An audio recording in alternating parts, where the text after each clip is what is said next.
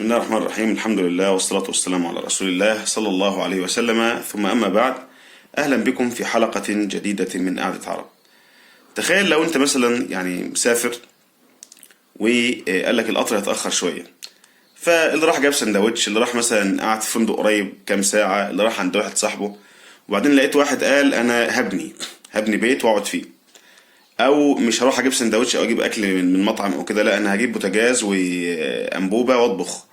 فهل هذا يبقى عاقل؟ لا طبعا. ليه؟ لان الامر عجل. انت هنا خلاص القطر هيجي ياخد الناس ويمشي، فمفيش وقت للكلام ده. فالدنيا بالظبط يا جماعه زي ده، بس على اكبر شويه. فبتعطي شعور للانسان ان الامر طويل، ولكن الانسان لا يستطيع ان يفعل كل هذا، وبالتالي نحن نبحث عن النعيم في المكان الغلط. شوف أي نعمة أعطاها الله عز وجل للإنسان هتلاقيها منغصة، سواء مال، سواء ولد، سواء كذا.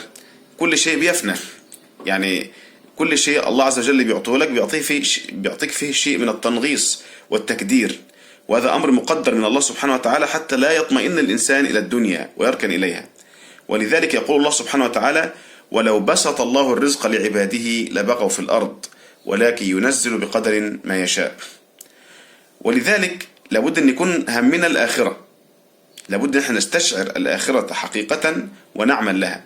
يقول الرسول صلى الله عليه وسلم: من كانت الآخرة همه، من كانت الدنيا همه، فرق الله عليه شمله، مش عارف يهتم بده ولا بده ولا بده، وجعل فقره بين عينيه ولم يأته من الدنيا إلا ما قدر له. شوف، وجعل فقره بين عينيه، مهما ياخد من الدنيا عايز تاني.